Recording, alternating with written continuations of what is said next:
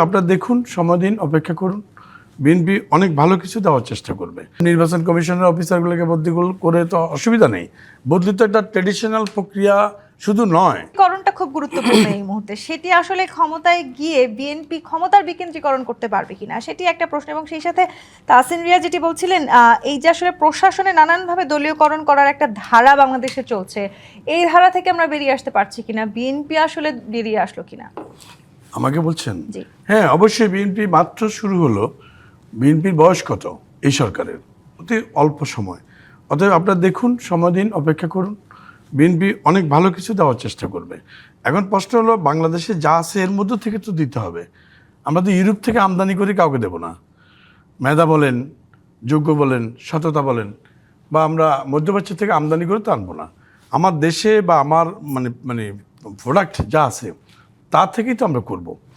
তবে এটুকু আপনারা নিশ্চিত থাকতে পারেন, বিএনপি বিগত কালচারটাকে, বিগত রাজনৈতিক সরকারের রাজনৈতিক যে সংস্কৃতি, অপসংস্কৃতি যেটা চালু হয়েছে, তার থেকে বিএনপি বেরিয়ে আসবে।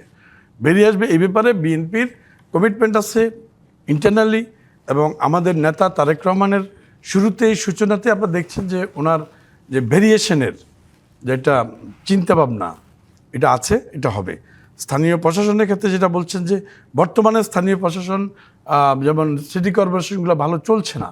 বিশ্বের নানা প্রান্ত থেকে রেমিটেন্স লেনদেনে নগদ নিয়ে এলো হার না মানা হার অফার। সর্বনিম্ন 10,000 টাকার রেমিটেন্স নগদে পাঠালে স্বর্ণের হার জেতার সুযোগ।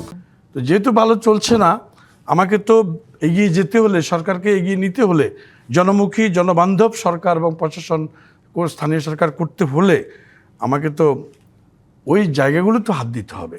সেই জন্য আমরা অল্প সময়ের জন্য হলো স্থানীয় সরকার নির্বাচন নিয়ে আলোচনা করছিলেন তাহসিন। আজ সেই স্থানীয় সরকার যদি আবারও সেই বিএনপির লোক থাকে, তাদের অধীনে যে নির্বাচন হবে, তাদের অধীনে হবে বিরোধী দল আসলে এগিয়ে আসতে পারবে? তাদের অধীনে কেন হবে?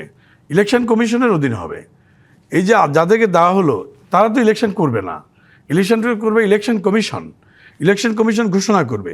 এই ফ্রিন্স ভাই অফ আওয়ারের বোধহয় একটু করে বলছিলেন যে এখন যে ইলেকশন কমিশনের হাতে কতগুলো কাজ, যেমন ধরেন প্রেসিডেন্ট নির্বাচন, এদিকে বিএনপির হাতে আপনার মানে সংরক্ষিত মহিলা আসন নির্বাচন, তারপর আসেন আপনার স্পিকার নির্বাচন ইত্যাদি নির্বাচনের। এটা তো একটা সময় যাবে। এই সময়টার পরে গিয়ে স্থানীয় পরিষদ নির্বাচনগুলো হবে, সিটি কর্পোরেশন নির্বাচন বা পৌরসভা নির্বাচন, ইউনিয়ন নির্বাচন। এবং এই নির্বাচনগুলো খুব দ্রুত হওয়া দরকার, কারণ মানুষ খুব অসহায়। এখন কোথাও কোনো ঝগড়া বিবাদ হলে বা সমস্যা দেখা দিলে রুট লেভেলের পিপল কিন্তু কাউকে পাচ্ছে না। কার কাছে যাবে? আগে তো চেয়ারম্যানের কাছে যেত, মেম্বারের কাছে যেত, পৌরসভাতে কমিশনারের কাছে যেত, মেয়রের কাছে যেত, সিটি কর্পোরেশনের মেয়রের কাছে। এখন কিন্তু পাবলিক এটা পাচ্ছে না।